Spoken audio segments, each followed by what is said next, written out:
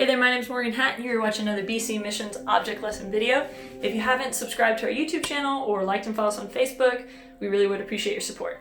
Today's lesson is all about washing your hands. We're going to take a look in the Bible at what Jesus had to say about washing hands because yes, he really did teach a whole lesson about it. So stick around because today's lesson is going to be a little bit messy.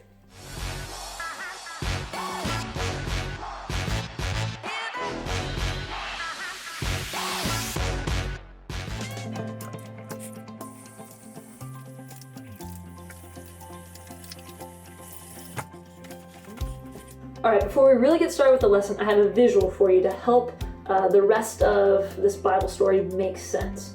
Okay? So I've got two glasses here for you. And what I want you to think of is which glass would you rather me pour you some orange juice in to drink? Okay? Now, yes, I really did roll this around in some dirt before starting filming. So yeah, that is actually dirt when you're looking at this. Now for me, this choice is a no-brainer. Okay, if I have to choose to put orange juice in one of these two to drink, which I will,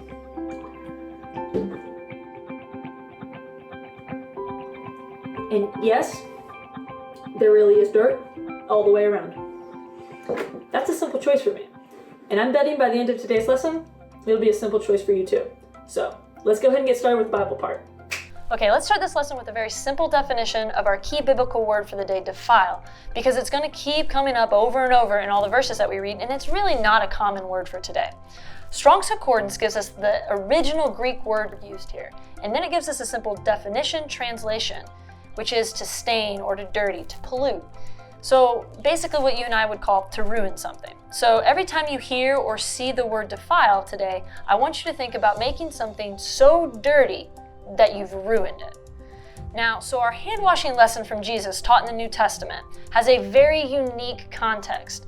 So before you click off of here, go someplace else thinking that Jesus just didn't like soap or personal hygiene, let me paint the picture of what was happening in Matthew chapter 15. You see, the scribes and the Pharisees were trying to catch Jesus and the disciples doing something that they weren't supposed to. But they were having a hard time because they weren't breaking any of man's laws and they weren't breaking any of God's laws. So they settled for accusing them of breaking etiquette traditions, or what you and I would call good manners. Let's actually take a look at the verse where they make that accusation. It's Matthew chapter 15, verse 2. Let's read it together. It says, "Why do thy disciples transgress the tradition of the elders? For they wash not their hands when they eat bread." Jesus' immediate response to the scribes and Pharisees was to call them hypocrites and to say that from their actions you could tell that their hearts were far from God. He wasn't pulling any punches. This issue was so important to him that he actually stopped talking to them and turned and faced the crowd to explain his point. Let's look at those verses where Jesus explains to the crowd what's more important than washing hands. Verse 11, "Not that which goeth into the mouth defile a man, but that which cometh out of the mouth, this defile a man." Let's skip down to 18. "But those things which proceed out of the mouth come forth from the heart, and they defile the man. For out of the heart proceeds evil thoughts, murders, adulteries, fornications, thefts, false witnesses, blasphemies. These are the things which defile man. But to eat with unwashen hands defileth not a man." Jesus is trying to warn them that they're focused on the wrong thing, because it's a matter of the heart. If you keep all those sins bottled up inside, it's going to cause a problem. And in fact, later on in the Bible, it gives us a very clear illustration of what happens when sin gets bottled up inside. Let's go to the mountain and check out this illustration. I've always had an overactive imagination. When I read the Bible, I picture literal objects. So when Jesus was giving examples of sin in our hearts coming out of our mouth and defiling, or as we said earlier, getting everything around it so dirty it's ruined, I pictured Diet Coke and Mentos.